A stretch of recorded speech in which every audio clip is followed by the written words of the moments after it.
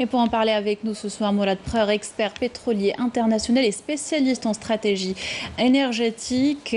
Monsieur Preur, bonsoir, merci d'être avec nous ce soir. Première question, une réaction à la réunion extraordinaire du président de la République? Bon, il faut être réactif par rapport à une crise qui avance très vite et qui avance dans une très forte incertitude. Donc il est bon que le gouvernement prenne en charge de manière, je dirais même quotidienne, le traitement de cette crise. Parce que nous sommes frappés par cette crise violemment. Il faut prendre des décisions, il faut prendre la mesure de nos vulnérabilités. Hein. Nous sommes dépendants à 98% des recettes d'hydrocarbures. Nous sommes dans une situation où notre production stagne et nos exportations. Notre économie n'est pas diversifiée, etc. Bon, tout ce que nous savons sur nos vulnérabilités. Mais une crise, ce sont des menaces, mais aussi ce sont des opportunités. Ça, c'est toute mon expérience de pétrolier qui me fait dire ça. En fait, cette crise ne frappe pas que l'Algérie. Elle frappe le monde entier. Et donc, nous avons encore un potentiel de résilience à cette crise. Nous avons encore des réserves de change de l'ordre de 60 milliards de dollars. Il fut un temps où nous avions 200 milliards de dollars, mais 60 milliards de dollars, ça n'est pas rien.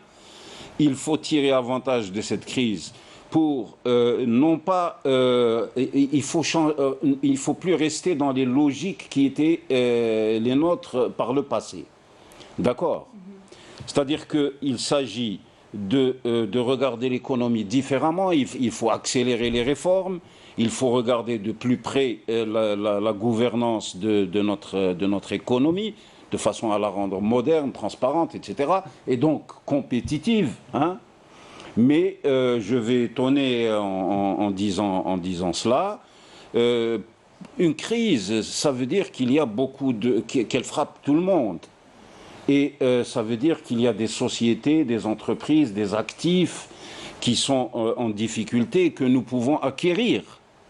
Je le dis droit dans les yeux de nos téléspectateurs. C'est-à-dire qu'on peut tirer avantage de cette crise. C'est-à-dire qu'aujourd'hui, nous avons un télescopage entre une baisse une décroissance de l'économie chinoise. On prévoit 1% de croissance alors qu'elle en était à 6%. Hein.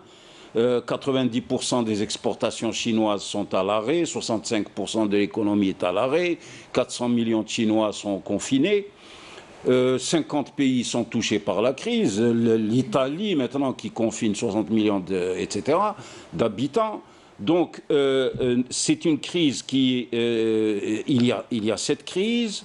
Il y a d'un autre côté une baisse de la demande qui était présente déjà.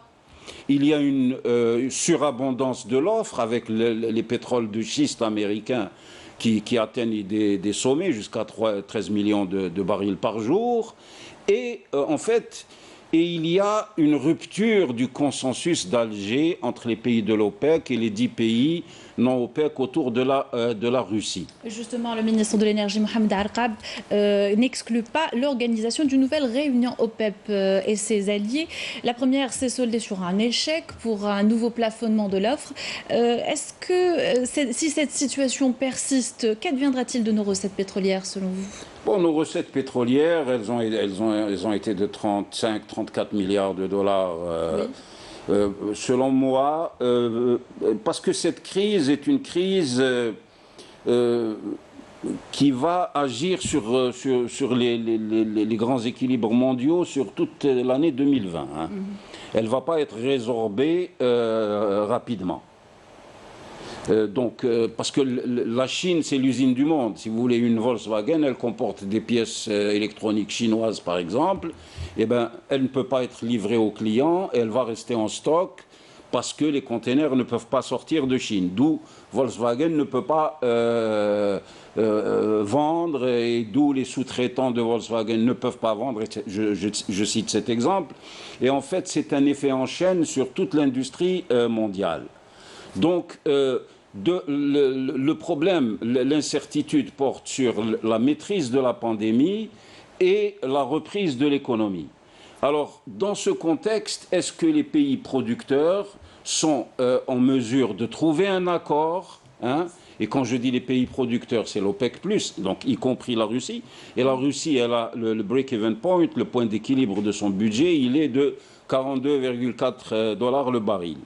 Ça veut dire qu'elle se sentait à l'aise pour ne pas se joindre à la nouvelle coupe de 1,5 million de barils par jour qui avait été, sachant qu'il y a déjà 1,7 million de barils par jour qui ont été coupés par l'OPEC pour soutenir les prix.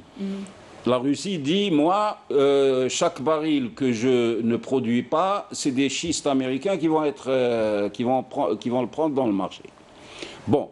Maintenant que le prix du pétrole est descendu jusqu'à 31 $, et ensuite il s'est repris légèrement, à 36 $, mais il va rester, il va fluctuer autour de ce pivot de 35 $ jusqu'à ce que le marché ait une visibilité. Le problème, c'est que l'OPEC, quand bien même l'OPEC+, quand bien même elle trouverait un accord, le marché est un marché psychologique. Il est régi par la peur. Et il sait que la stabilisation du marché ne tiendra pas longtemps. D'accord? Donc, c'est très hypothétique. À mon avis, il faut rester sur un scénario pessimiste et prendre le maximum de mesures de relance économique, de tirer le profit des opportunités de la crise, hein, en se disant on attend des bonnes surprises, que le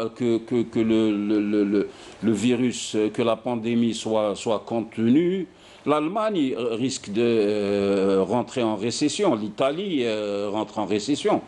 Les États-Unis, la Federal Bank a réduit de 50 points son taux directeur, les patrons des banques de l'OCDE se concertent par téléphone. Donc on est vraiment, l'économie mondiale risque un collapsus. Ça, c'est indiscutable. Merci Monsieur Preur. Je rappelle que vous êtes expert pétrolier international et spécialiste en stratégie énergétique.